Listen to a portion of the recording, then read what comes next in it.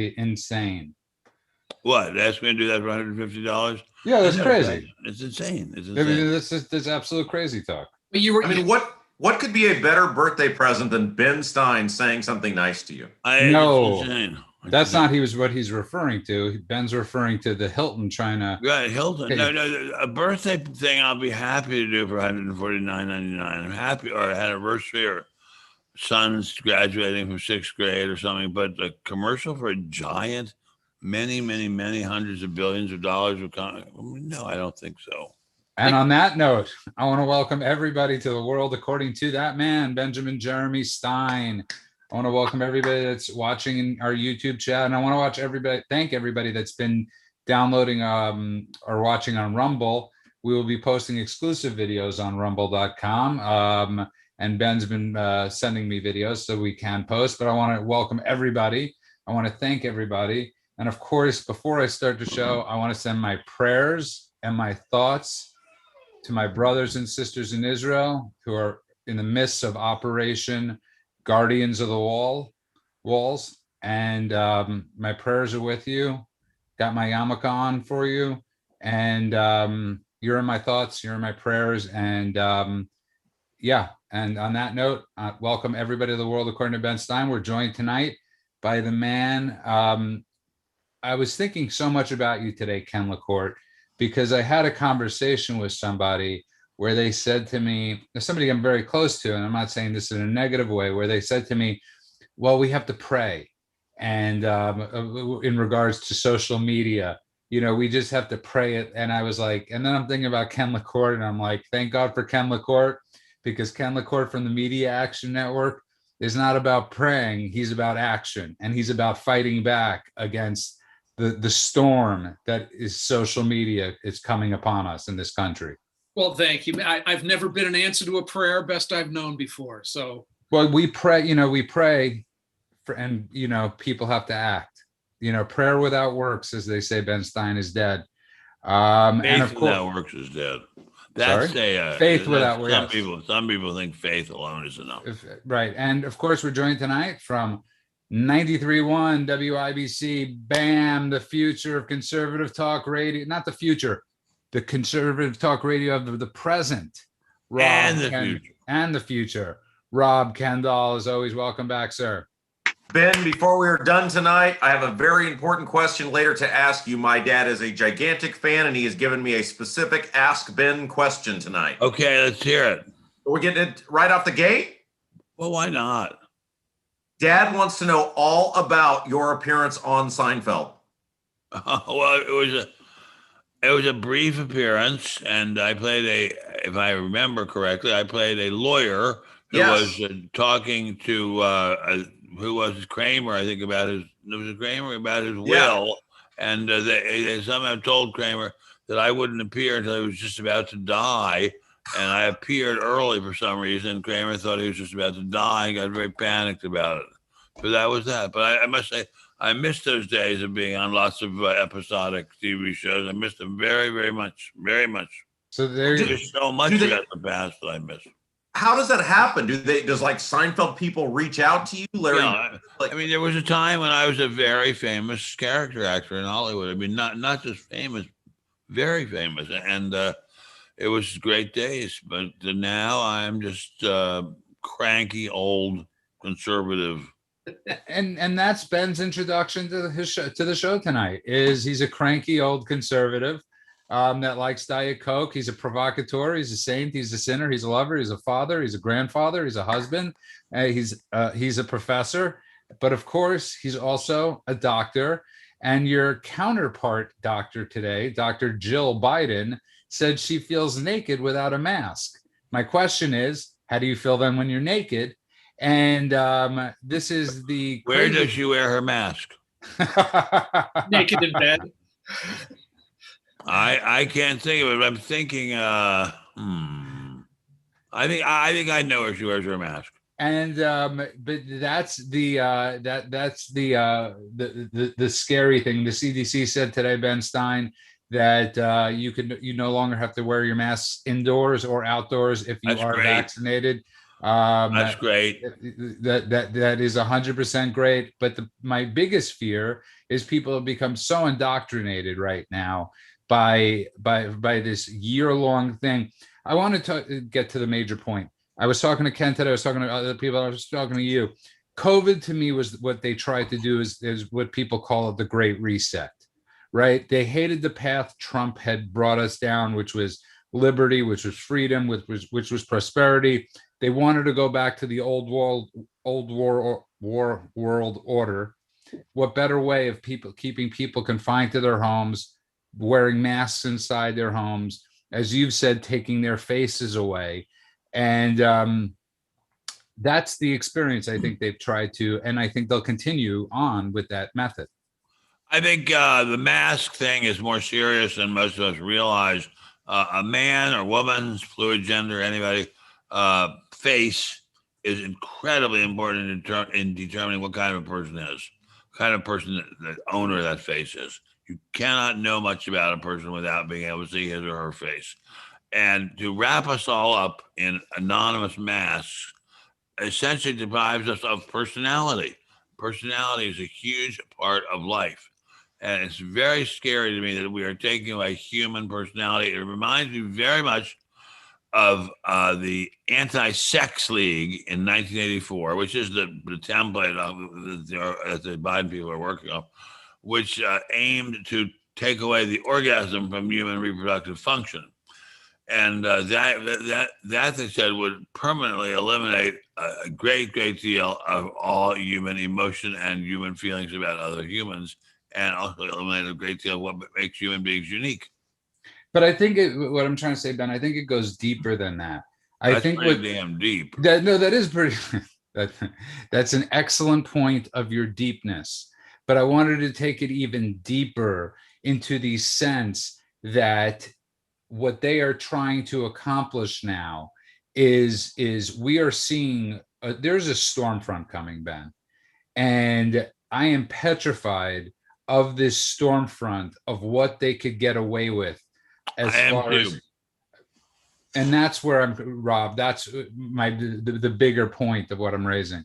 Right. And in a weird, and not in a weird way, in an actual way, it worked for them. I mean, think about what they did by destroying this country. They got Biden elected president. They took the U.S. Senate. They made people think that Trump supporters are a bunch of insurrectionists who are trying to overtake the government. So in a weird way, in a sick way, they got rewarded for all of it. Well, they have staged a coup. I mean, I don't think there's ever been anything quite like it, except in Nazi Germany, when essentially Hitler did not have a majority of the voters. In fact, his percentage of the voters had been very substantial, but it was falling, and he was asked to form a new government as the share of the vote was falling. Why? He has super powerful media and the stormtroopers behind him. The stormtroopers just beat up anybody who marched against him. And this is sort of what has happened with the Democrat Party in the United States of America. They have the Black Lives Matter and Antifa and other people who go around beating those who do not agree with them. I sent Ben, and people could find this video clip on Rumble. Basically, what happened was last night I sent them a clip of Andrew Yang, who tweeted his support for Israel. And he was vilely attacked on Twitter, Ken LaCourte. And then, of course, what does he do? He apologizes, because that's going to make it better. And then secondly, he says, I pray for the people that were killed in I don't even want to call it Palestine, because it's not Palestine. And that's it. There is a civil war. I mean, Republicans might not get along, Ken, at this point, all of us. But there is more of a civil war going on in the Democrat Party than meets the eye. I think that's fair. I think the party that's in power usually has a tendency to throw mud pies at each other's heads. The party out of power, even if you don't like the guy next to you, you know you're losing. So you put up with them for a little bit longer and go after the other guys. No, I think this is a lot deeper, though, Ben. I think in the video you were referring to the squad. Now I know, like Obama called ISIS the JV team. It turned out they were a lot darker and a lot more dangerous than just your average JV team. And I think this squad while small in number, is extremely dangerous. I mean, extremely resilient, energetic. They're working off a Marxist playbook, which has been shown to work over and over again. An incredibly specious appeal to equality and prosperity mixed with violence. I mean, Russian communism never, ever stays in power for very long unless it is enforced there by bayonet point. That, I'm terribly afraid, is what's happening in the United States. Although it's not bayonet point, it's riot point, it's billy club point, it's Molotov cocktail point. It's some point where people are going to get really badly hurt. I don't think we're that far away from that, Ken. I'm looking at neighborhoods where people are going to start using protection on them for themselves. You're looking at reactions. I don't think you can control once certain things start happening. Well, I hope so. I hope so, because but I think there's some control now, because we can't have another civil war because we have atomic weapons, so there couldn't be another civil war. At least I hope not. But we have people are so incredibly well armed all over the country. I don't think we could have another civil war. But we are essentially having, as my old dear friend and next door neighbor, Carl Bernstein said, a cold civil war, and it's cold indeed. And Carl and I are idealized on completely different pages, but he's right about that. We're having a cold civil war, and it's getting really serious. It's getting to the point where it is basically trashing the First Amendment. And that's I have a question. I have a question.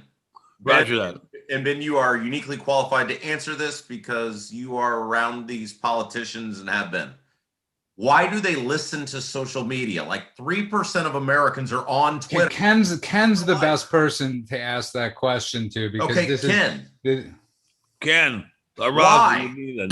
Well, Twitter got popular because reporters love to use it. The easiest way to get a hold of a reporter is go onto his or her Twitter page and do a direct tweet at them. Why did they like it? Because they got to kind of report stuff and say stuff without having their bosses over them. Right? They all reporters have editors unless you're on Twitter. And so they had a good 5-year run on it. But then this ecosphere went up. Look, Twitter punches above its weight class on things. I don't think Facebook or most of the other sites do, but a lot of popular and powerful and media savvy people on both sides of the aisle, more on the liberal side, are on Twitter. That's just it's like, why is cable news punch above its weight class? I mean, for the amount of people who watch cable news in a typical day or night, those numbers are picky units. They're small. It's who's on there, which is important. It's when you go into Congress member's office and you see there's CNN or Fox streaming continuously. That's what allows some mediums to do better than others. See, Rob, the better question for Ben would be: could the people in the House and the Senate, do they have enough balls to withstand what is perceived as the majority when it's a really thin minority causing the damage? Do they have the willpower and to fight this? But surely they know it's not the majority, right? They have to. No, it to them. I mean, as we've spoken about on this show, turn on any network, turn on any sporting event, turn on anything, and it seems like the majority. It's like a smoke and mirrors. It's not. But to these people on the left, it does seem, I mean, in the House, I would imagine, Ben, it looks like, you go back to Nixon. Nixon didn't have to resign. We've discussed this. If Fox News were around when Nixon was there, he wouldn't have resigned. Probably people in the House were listening to voices that probably didn't make sense, and they all betrayed him. Well, they betrayed him, but I think to go back again to the question, why do these networks punch above their weight class, as a wonderful phrase, is because there's nobody else that is giving you a minute-by-minute survey of what people are thinking. Yes, it's just 3%, as you say, or 2% or 4% of the population. But statistically speaking, that's enough people to be an approximation of valid. So if they're getting a deluge of thoughts about something or some subject, and 100% or 98% of them are all going in one direction, it's going to make the people watching think, uh-oh, I'm on the wrong side, or oh, I'm on the right side, because there's nobody else giving them any information about viewership whatsoever. And these places do need viewership to make money. Except for us. Rob, was that helpful at all? Yeah, it just floors me though that people give in so easily. I guess that's what I don't understand, especially Republicans who know that Twitter is largely dominated by liberals. This is why people like Ken LaCourte are so important, and the Media Action Network is so darn important, Ken. Look, how much are Republicans capitulating these days? I've seen them toughen up, certainly on the Liz Cheney on the wokeness. I mean, look, there's a million things that we're, I don't know exactly what we're talking about. We went from riots somehow to Twitter, and there's a lot of kind of issues going on. Trump showed Republicans how to fight back, and I think a lot of them took that to heart. Are they going to be as good or as effective as him? Probably not, because he was a rarity on that. But I mean, you don't see them apologizing and falling down because they said something offensive to somebody with a nose ring and blue hair. But let's back up even further or farther than that and say, if you're a politician, how do you know what people are thinking? In 1936, Franklin Delano Roosevelt won by what was at the time the largest landslide there had ever been in the U.S. Yet many people in the media predicted that Landon was going to win, the Republican, because there had been a poll in some very, very powerful magazine like Fortune, and it said, send in this card and don't give us your name, just tell us your address, your families. They didn't have zip codes then, but just say your street address, and we will tell you who's going to win. And the great majority of people sent in cards saying we're going to vote for Landon. Well, the people who were reading these results didn't realize that only a tiny fraction of people in the United States were represented by these subscribers, and those subscribers were very much more affluent than the average American, so the results were completely skewed. But they are the only results that they had at the time, so they went with them. And on that note, if you just tuned in, you are listening to The World According to BenStein. We are jumping. Did not win. We are jumping around a little bit, but I want to remind everybody, please, thank you for all the download love. We are on every site you can download. So I'm sure if you have problems with Apple, there is one place that you could download our streams. I also want to remind everybody to go to rumble.com. I was able to get on the Parler for a minute today. Hopefully tomorrow it'll be 2. And rumble on, sing our song. We're joined tonight from the Media Action Network. Our song is that a Led Zeppelin song? Yes, sir. Good on ya, as they say in Australia. Good job, Ben. And we're joined by the Media Action Network's Ken LaCourte, Rob Kendall from 93.1 WIBC, and of course Benjamin Jeremy Stein. But one of the things I wanted to talk about, getting back to this social media thing, and just to get back to it a little bit, we talk about Germany a lot. Being a Jew is against the law to be a Jew. Now it's against the law in a sense to defend yourself as a Jew in the eyes of obviously many countries and many people in this country. But Ken, I noticed the same level of they believe there's an Iron Dome, so it's like 100% missile proof, but 10% get through and kill people. And it's sort of like they're saying. Can we back up? I think that it's higher than 90%. I read today it's 90%, but either way, it goes to, in our country, we have an assault on policemen right now. We have an assault on people are, and Ben's a little low on oxygen. That's why he's doing that. People, please don't be scared. But what makes you think it's oxygen? What else would it? But it's not distracting. But Ken, there's an acceptability going on that it's like if you somehow have a bulletproof vest, you're allowed to be shot at. You're allowed to be stormed. You're allowed to be hassled. You're allowed to be chased. Sorry, is there a question involved in that? Yes, I got a little distracted. You're on the ball, Ken. That's really good. I think it's a damn good question too. Why? Look, let's go back even farther. Here was a strip of land in the Middle East. It had some very beautiful spots. Most of it was donkey crap on piles of sand.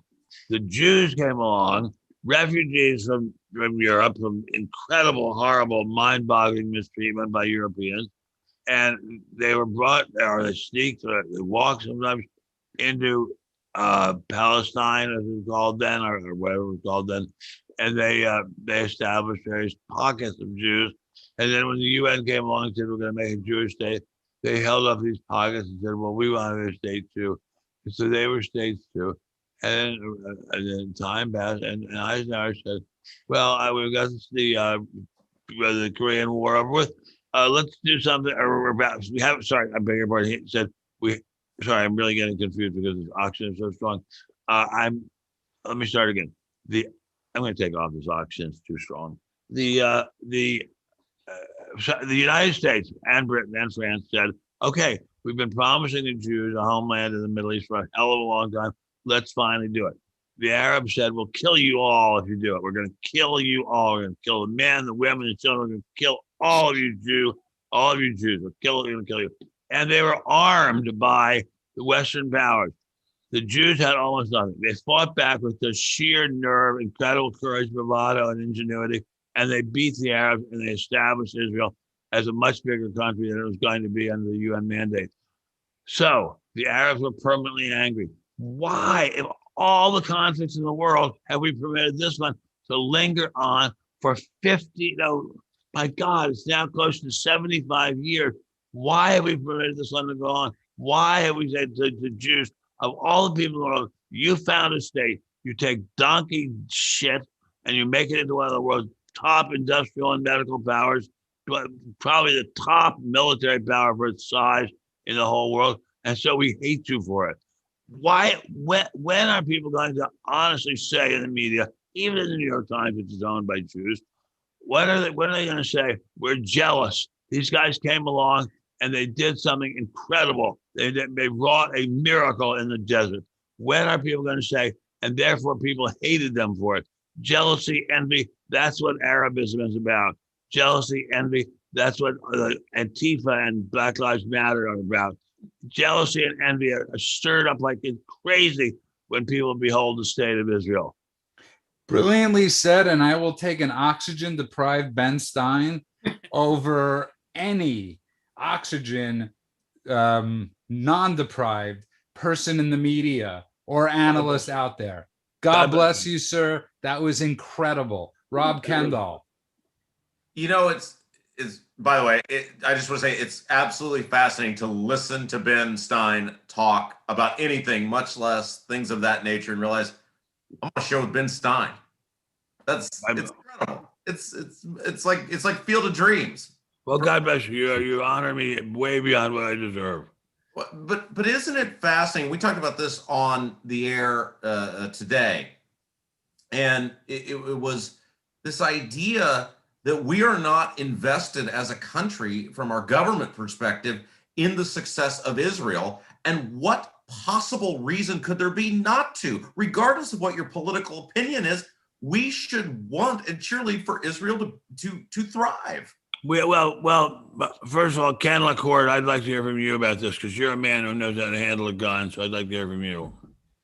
Oh, I think your analysis was 100% right on. And that's been part of throughout the recent and distant world history. There's been a lot of resentment towards Jews.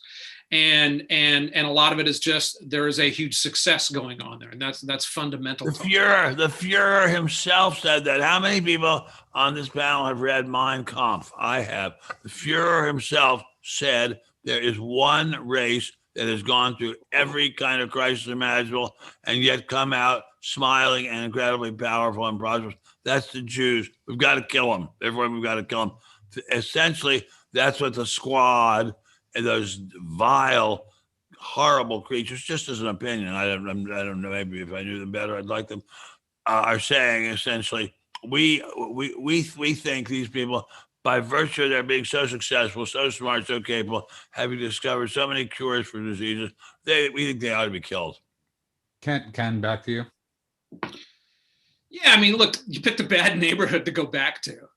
Ah. It's like, I've been to enough of the Mideast and there's one country that kind of has its shit together in the Mideast, and that is Israel. I'm trying to think of another one, not counting the. No, there isn't any other one. Lebanon Yeah, used to be. I mean, a couple of the other ones Lebanon were used to sitting be. on a pot of oil, and they were able to buy, Kuwait or some of those others. But they how do I say, they inherited it instead of built it. But yeah, look, you know what? I will never forget going to the museum in Washington, D.C., which is now shuttered, but it was a news museum. And News Corp, where I was working for at the time, had sponsored one of the wings where you could look at old newspapers.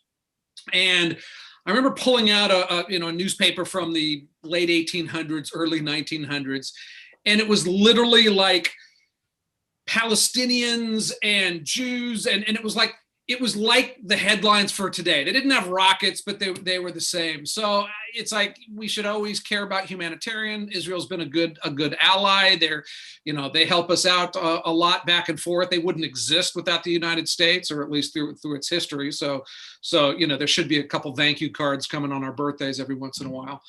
But I'm also convinced that when my grandkids are our age, there's going to be that same fight going on there. No, you're completely, Ben. Yeah. My wifey, the world's finest human being, big wifey, she has it right. She said it's the anti-Semitism among people in Europe and the Middle East is genetic. It's so deep inside them, it's genetic, just like envy is genetic.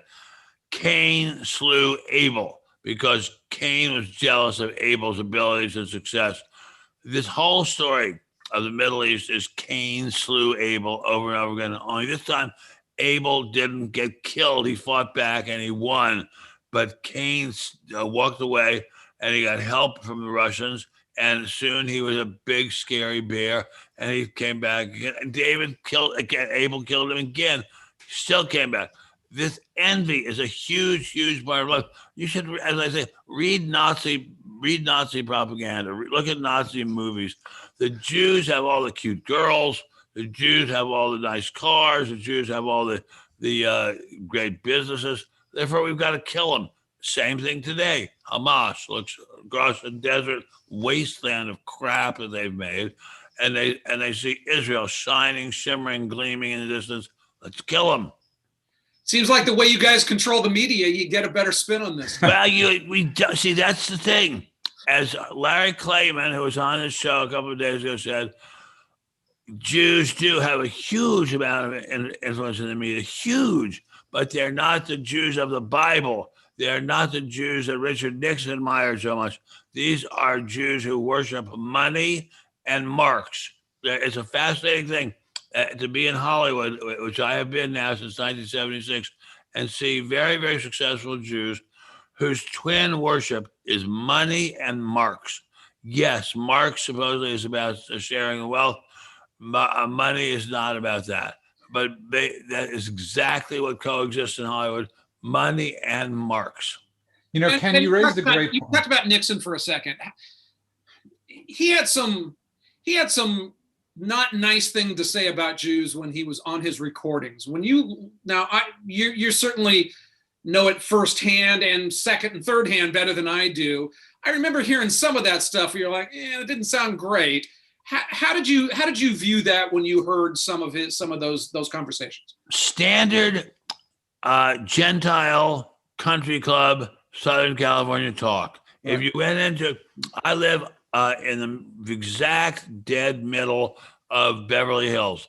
About a mile west of here is the LA Country Club. Does basically, with a very tiny number of exceptions, they don't take Jews. That's it. If you're Jewish, forget it. Even though the neighborhood around them is overwhelmingly Jewish, they don't take Jews. You would hear the exact same conversation about Jews right now. We belong to a country club out in the desert. It's about half Jews, half Gentiles. You don't hear much racism there, except none that I've ever heard. But go a little farther east, go to some of the really, really, really fancy country clubs that really, really old WASP money founded or oil money founded. And there you are. Same anti-Semitic chatter. One of my wife's family's best friends was a member of this club, El Dorado. And I would go there. They were just endlessly making fun of Jews, endlessly, with a smile, to be sure, but the same stuff. And Ken and Rob, let me give you a little history. When Nixon and Ben and I speak about it, we're referring to the American Jew. We're not referring to the Israeli Jew. And in Nixon's, obviously, I don't need to defend him because he saved Israel. And as Ben has constantly said, and I constantly say, I'd rather have somebody call me a kike and save my life than tell me they love me like Obama and, pretty much not care about, not give a shit about me. So Nixon was, and a lot of those people were referring to the American Jew, because I got to be honest, if you're saving people's lives, it's very hard to understand their lack of, as you said, gratitude. Very hard to understand. I see it all the time. Look, I have all my wife's Presbyterian. Her whole family are Presbyterians. They're incredibly wonderful people. They're the salt of the earth. I love them so much I can't hardly speak about them without tears filling my eyes. My side of the family are all Jews, and they are blasting Israel, blasting America all the time. I think, what the F is wrong with you? You live in the greatest place in the world.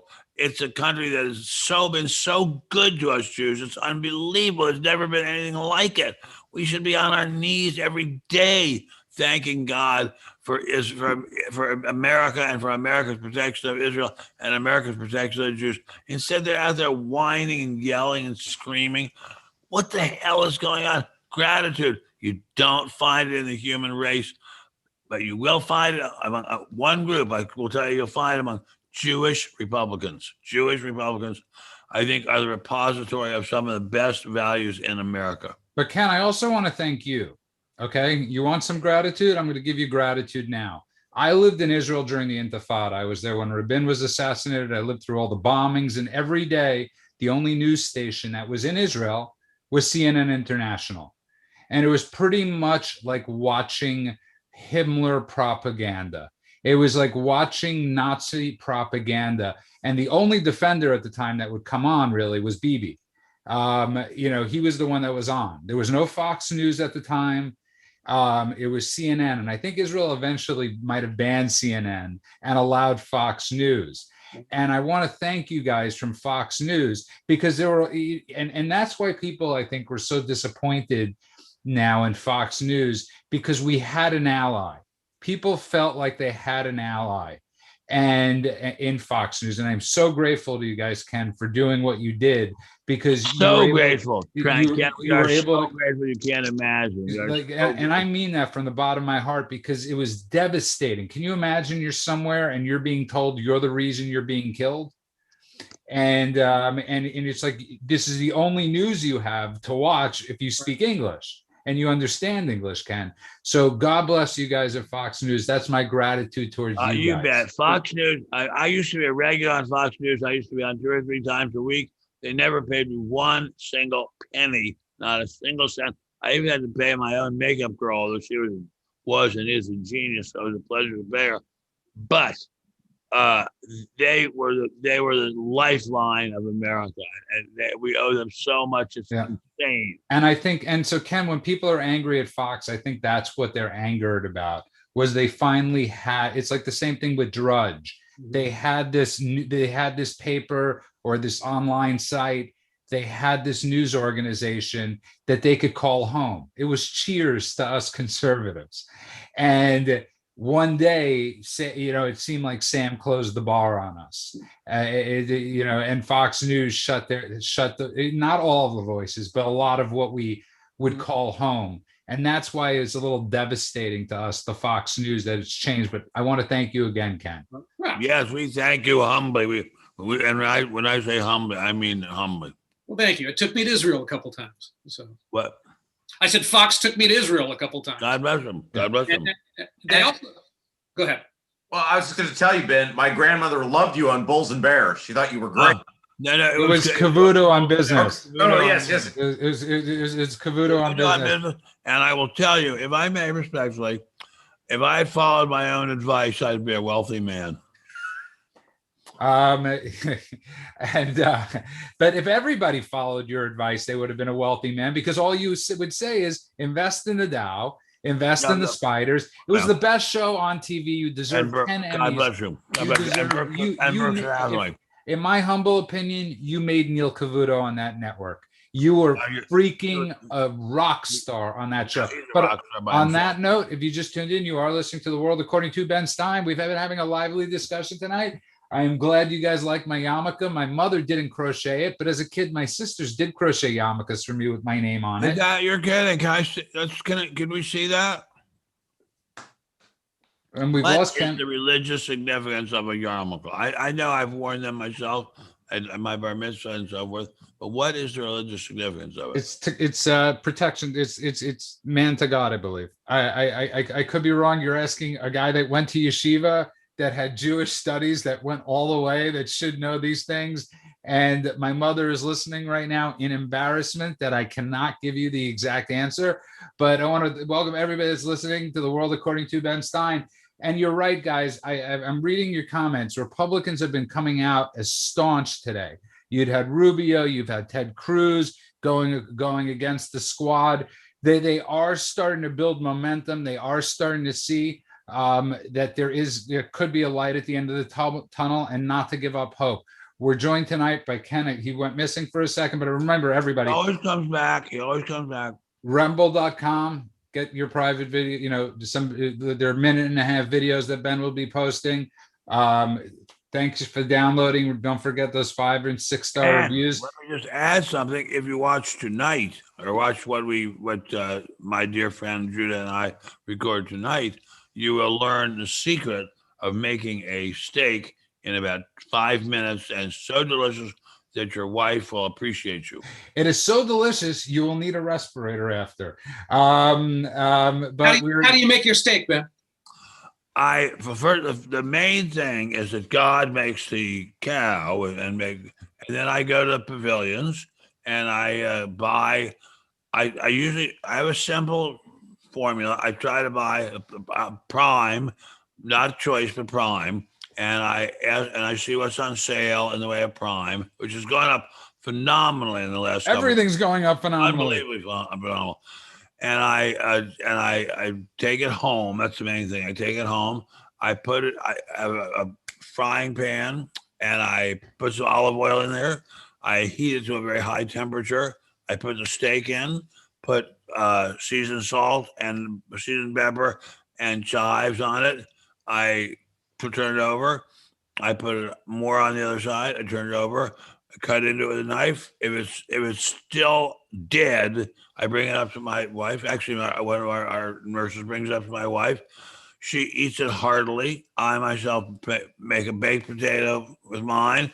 And boy, do I love baked potatoes. Wow, the Irish, it's not surprising the Irish are the best looking, smartest people in the world.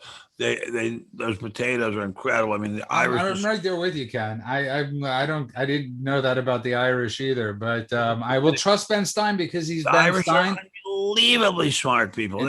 But I will tell you, tonight I came home early before this show. I had a great steak from Costco that was uncooked, and I cooked it up in a cast iron skillet right here. Excellent. And finished that about 15 minutes before this show started. So and I want to welcome everybody back to the barefoot. What kind of oil or cooking oil did you put around it to get the heat onto it without? I use a little bit of avocado oil spray because it's a high because I crank it up until the pan's screaming, right?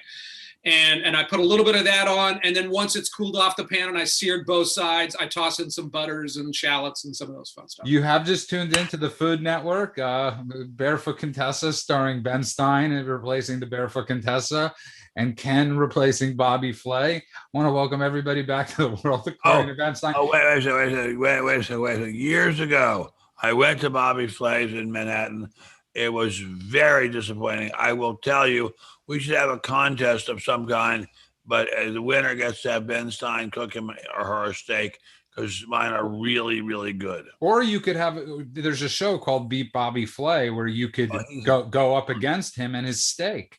And that would be must-see TV. That, I think, is something we should get the Food Network to do. But welcome back to the World According to Ben Stein. We're having a little bit of fun.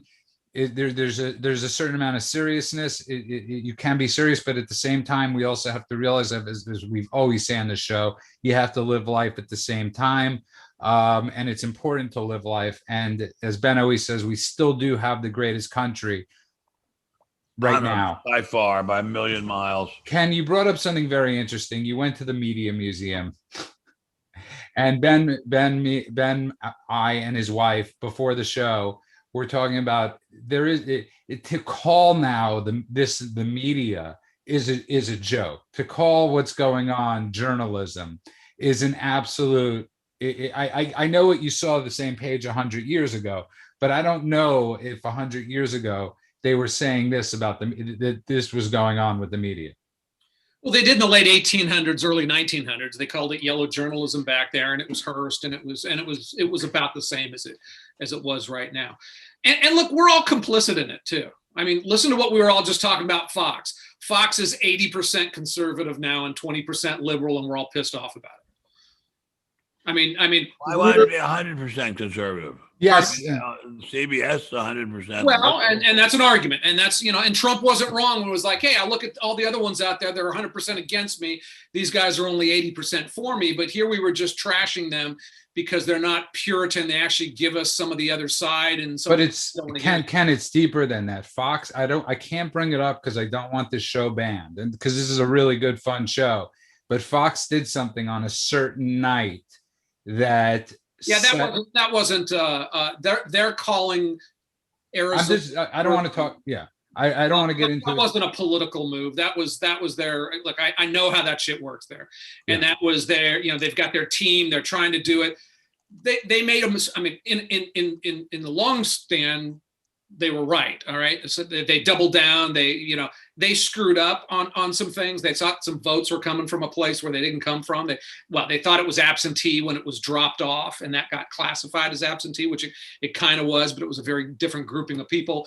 And then instead of backing off that call, but it's a little much to say that. I'm just saying that's where a lot of people. Oh, look, a lot of people have a lot of problems with it. As do I. I mean, I don't. And by the way, look at Robert Kennel. He hasn't been able to say a fucking word in a long time. No, I'm thoroughly enjoying this. I just think thanks, Robert. When it takes you 2 hours to announce Indiana, I don't know. Some people were kind of turned up that it took you 6 seconds to announce other states. Because we love Indiana. Right as it comes. That's I'm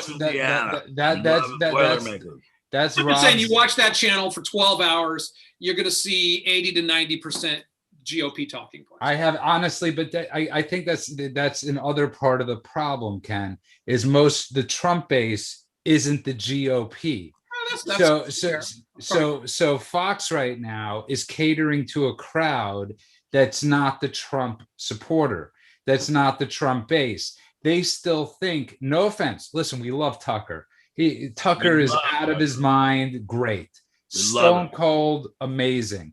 But you could literally put on certain other shows and have them, and it could have been the same show for the last 4.5 years. I mean, no offense to Hannity. He's great at what he does. He's a great salesman. He's great at gaslighting Republicans.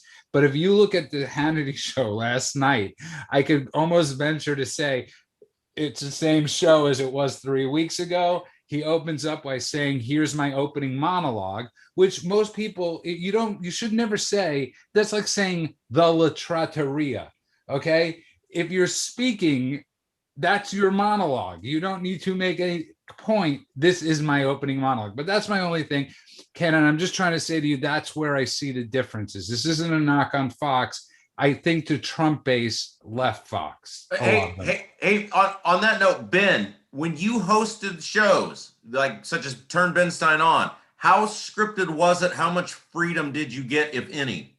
I got I would say almost 100% freedom.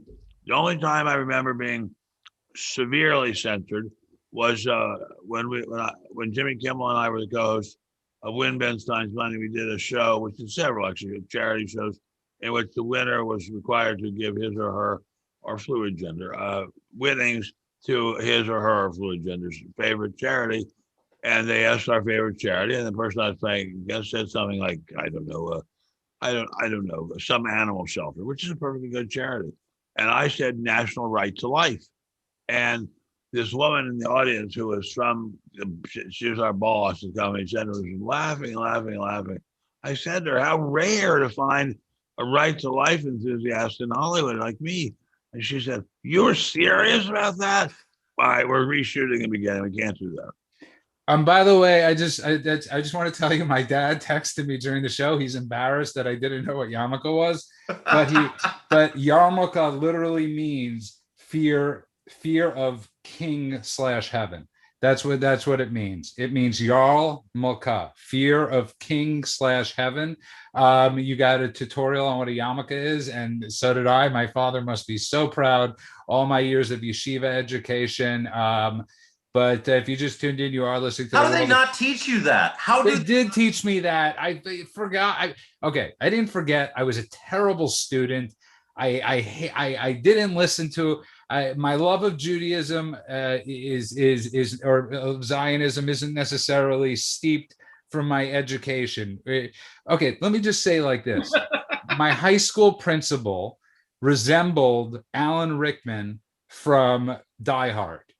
And he used to call me Mr. Friedman, and he'd call me to his office. Okay, so that's why you don't get an education. And I want to tell people stuff. We used to tell our parents there was something a little off about him. That he used to like hanging out with the wrestling team.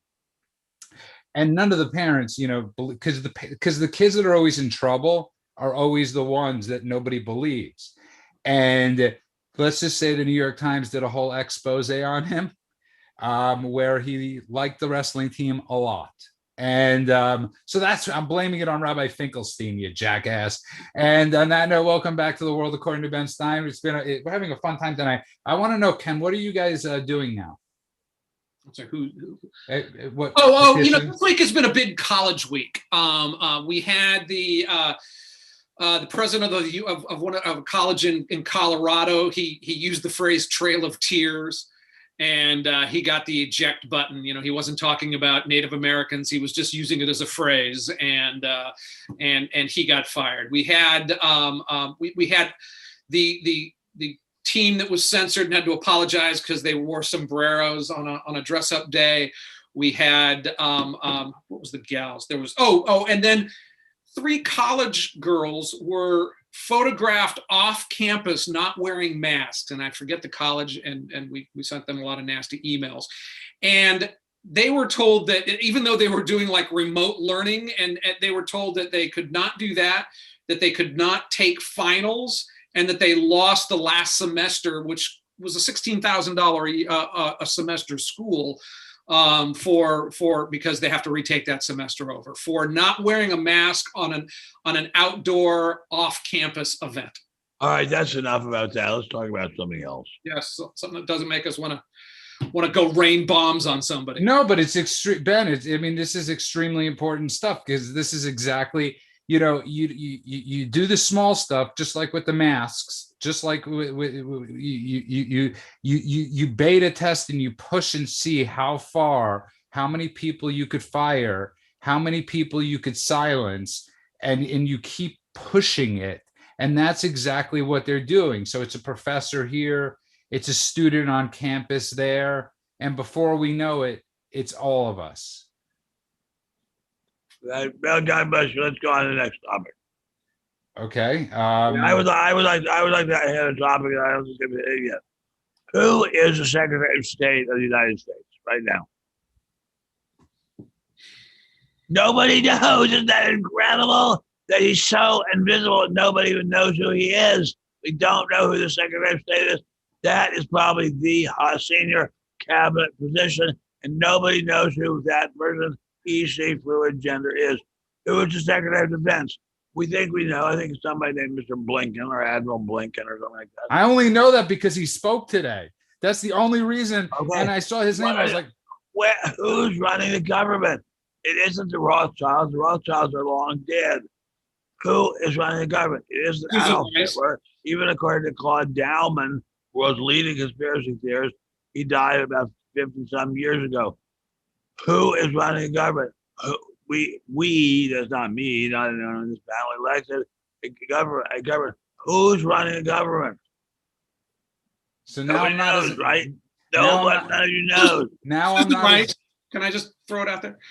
Yeah. Sorry. Nobody knows who's running the government. Is there a government at all, or is it all just they send it up the line to Moscow or to Beijing for approval or disapproval, and then they go on to the next thing? I mean, who is running the government? I want to know that. I'm actually in shock. I mean, Rob, you could erase this part because I don't want you to be that you didn't know the second. I didn't know it was a question to the group. I didn't know he was asking it to all of us. I didn't know what was going on. Did you know who the Secretary of State was? You did know the Secretary of State. It was that long silent period where we were all standing there. You knew I was floored, like my brain froze. What was it like? It was like the scene out of Ferris Bueller. He just asked us. He just asked us a question, and all of us are it's Blinken, right? Anyone. But no, Ben, you raise an extremely scary point that none of us knows who exactly. Listen, we have this pipeline issue right now, right? Where they asked, Biden if he knew that they had to pay a ransom. That when the pipeline got hacked, we got gas supply. We got gas in what is it, Virginia or North Carolina, one of these states where North Carolina, South Carolina, Georgia. My son, my beloved son, my heart's blood, whom I love so very much, he can't get gasoline. Hey, I gotta go back and either need to look it up or not. It's Blinken, right? Not the Secretary of State. Did you know right offhand? No, Blinken's not the Secretary of State. He's the Secretary of Defense, I believe. Right, that's what I just said that. Right, but who is the Secretary of State? Do we have a Secretary of State? Oh, I would have guessed Blinken. I fully own it. I got it wrong. Who is the Secretary? No, you're right. According to Google. All right. It's Blinken? Who is Secretary of State? Is Anthony Blinken. Lloyd Austin is Secretary of Defense. Okay, I was right. So he. Okay, but you didn't get it right. 5 minutes later. Pal. You were right. I know you were right 5 minutes later, Rob. It's okay if you don't listen. It's very. Ben's completely right. We have no senior people have been to the border. We don't know what's going on with this pipeline stuff. We're going to have gas. We're going to have gas shortages, and nobody knows. They're having severe gasoline. And so, my question to you is, how do we have a gas shortage? I want to, when you have a second, when you're off your phone, Ben, how do we have a gas shortage when Trump bought all this gas and all this oil when it was dirt cheap? We have tons of reserves. It has to be transported. They can't just wave a wand. It's a big job to transport hundreds of millions of gallons and barrels of oil. It's a huge job. So were they not planning on getting out of COVID as quickly, so they didn't send it? I mean, I don't know what the flaw in the transportation strategy was. I know Mr. Buffett knows all about it. His incredibly wonderful trains from the Burlington Northern Santa Fe pass right by one of my bedroom windows at our place in Sandpoint, Idaho. They're carrying coal, they're carrying oil. They can't just get them from the Carolinas to Seattle like that. Somebody said the funniest thing. They said, "Ask Hunter Biden." Yes, exactly. Look, he's a high paid oil executive. That's actually a brilliant point from Burisma. But Ken, you being in the media, these are really, I mean, and especially being at Fox News, that we don't know these things right now is absolutely frightening. That Biden was at a press conference and he didn't know, and nobody dug deeper whether he knew. I mean, we all know if a pipeline was being hacked and blackmailed, Trump would have been the cause, the effect, and everything else to do with it. But he would have gone over and kicked the shit out of whoever did it. Yes, but it isn't this just like a mockery on the media that we don't know who's in charge? Well, we can't blame the media for not knowing who the Secretary of State is. I just kind of. I do. I blame him. Are you kidding, Ken? You are kidding. That's good. I like that. You blame CNN or Fox because Judah doesn't know the Secretary of State?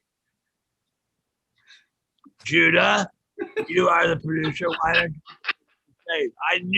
I knew the Secretary of State, Dean Rusk, Secretary of State, when Alex and I met at the State Department many years ago. We loved Dean Rusk. He was wonderful. God bless his soul.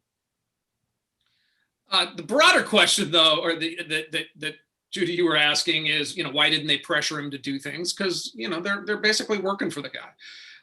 They are very soft towards him. And they all voted for him. So how mean do you expect him to be? I mean, if it wasn't for the skinny guy who was from Fox in there asking questions every once in a while, you wouldn't have any tough questions. Ducey. I know it was Steve Ducey. I know his name, or Pete Ducey. I know what's amazing is I know that skinny ass reporter from Fox News more than I do it's scary who the Secretary of State or the secretary. I could name you the all the women reporter. of the View you could name. Yeah, I can name you the pool reporter, but I can't name you who's running the government right now. And I would venture to say to you, most people are in the same boat. Most people would be able to tell you who AOC is, but not tell you if Kamala Harris or any of them. AOC is a genius publicist, and the media loves her. Joe McCarthy, senator from Wisconsin, who created the atmosphere known as McCarthyism, was great pals with the media. They loved him. They would drink with him. They would play cards with him. He would tell them incredibly juicy tidbits about people. That's how it works. AOC is smart enough to do that. We all sneer at her because she was a hostess at a wine bar or something like that. She turns out to know a hell of a lot more about how the world works than most of us do, or I say any of us do. So let's give her a little bit of credit. I don't like her, but let's give her a bit of credit. She's no joke. She uses a lot of Trump's tactics. Yes. And primary tactic that Trump would do is he'd be full of crap sometimes, and he'd go over 20%. And all of his supporters said, that's not what he meant. And then the press would lose their minds over it and talk about him for 2 days. That strategy that I just gave paved his path to the presidency. And it started on the day he announced, when he said, there's a lot of murderers and rapists coming from Mexico. And then the press was like, you can't say that. He said that every single Mexican is a murderer and a rapist. And everybody on the other side was like, that's not what he said. He overstated it a little bit, but I get his point. And it gave him 2 weeks of press coverage. And by the way, like how Ken, like everybody always, and Ken, how great point, by the way, but like we started the show Circle of Life. They hate the Jews. They hate this. Republicans, we hate the media. That's it. We blame everything. It's all the media. No. Look, I am like Spencer Tracy. You guys don't even remember Spencer Tracy. Spencer Tracy and the Old Man of the Sea wrestling with a giant sailfish or giant marlin or whatever he called it, way out in the Gulf of Mexico. He's wrestling day after day. He gets the media. We're the old man going after the media, and the media at the same time is going after us. They could just wipe us out with a touch of their fingers, and they have tried. But I know Warren Buffett, and he told me certain ideas about investing, so that I am not going to starve tomorrow. And that's what all of us need to do. Follow some way of maintaining financial security so that if there's a crisis, you're not going to be wiped out by the liberal pig power structure. Perfectly said, Rob. What are your callers saying? I just want, before we wrap up, what are your callers saying? I think there's just a lot of fear right now over everything seems to be collapsing down on itself, right? You can handle one thing going wrong. You can handle one crisis, but it just seems like whether it's the border, it's the gas stuff, it's prices in general, it's the mood of the country, it's the lack of optimism in the country, it's the lockdowns and stuff that still remain in place. Just seems a lot of doom and gloom, and I think it's really stressing people out and wearing them down. I think that's exceptional. Of course it's stressful. We're living in an occupied country, occupied by the Bolshevists who use the COVID, which is a bad thing, but as a strategy to eliminate our personality and uniqueness as individuals. This is a serious psychological blow. There's no other government in the United States ever tried to eliminate our personalities. Only the Biden people, and I have to say they're given a running start by Mr. Trump. And I bet we're going to turn around. I won't live long enough to see it. But you, who's the youngest on the panel? Probably you, Robert. You will live long. You will live long enough to see some brave social scientists find out that COVID wasn't even that big a danger. It was mostly a prop to get us all hooked on government control. And Ben, on that note, you brought up a brilliant point. We're ending soon, but you brought up that we're living in an occupied territory, and I love that. And I love how they love to claim that Israel's an occupier. Right now, American citizens are being occupied by the social radicals that threaten to destroy us from within. And if we don't follow people like Ken LaCourt from the Media Action Network and punch back against this absolute extremism. No, Ken, and I say that with all sincerity because you're doing the job. You're doing the yeoman's work. And everybody misses your feeds on Parler because they can't get in. Your news site, LaCourt News, puts out great stuff. And I encourage people to go to these sites because you're getting news stories that you wouldn't see. And there's Ben's phone that apparently wasn't on silent. My son calling to tell me that the people united can never be defeated. And I want to. Raza, you need no sempre Vankara. I want to thank everybody that's been listening on YouTube to this wild hour, from cooking to Israel to social media. I have other things to cook too. And I want to remind everybody, download the shows, go to rumble.com, go to Media Action Network for Ken LaCourt, or go to LaCourt News, sign up to his newsletter, punch back against the media. It's great. Of course, you could find Rob, who uses clips of this show on the Mock and Rob show every day from 9 to noon in Indiana. And you can stream the show. You really should. It's an amazing show with Rob Kendall. Rob, thank you again. Ken, thank you. Ken, and by the way, don't think that nobody pays attention to us. I did a video for a very wonderful friend who posted it, and it got even seen in Eretz Israel. And I got a call in the middle of the night from the Israel something or other news network or something like that. And then people have been texting and calling me all day long about it. People see us. What we say has consequences. And on that note, I want to thank America's humble servant, Benjamin Jeremy Stein. You can find him at spectator.org and also Newsmax. Ben, would you like to take us out tonight? Yes, I would like. In the still of the night, I held you so tight. I'm not in a very good singing mood today. Do you know Back Home in Indiana? You had a request, Ben. You have a request. Do you know Back Home in Indiana? Sing Back Home in Indiana. No, I do not know Back Home. But I do know that song, the wonderful song by the guy who died recently about Indiana girl. She grew up. Tom Petty, Indiana Girls, and it's Last Dance with Mary Jane. And on that note, everybody, have a great night. God bless you all. Be free, be safe. We will see you Saturday night. Yeah.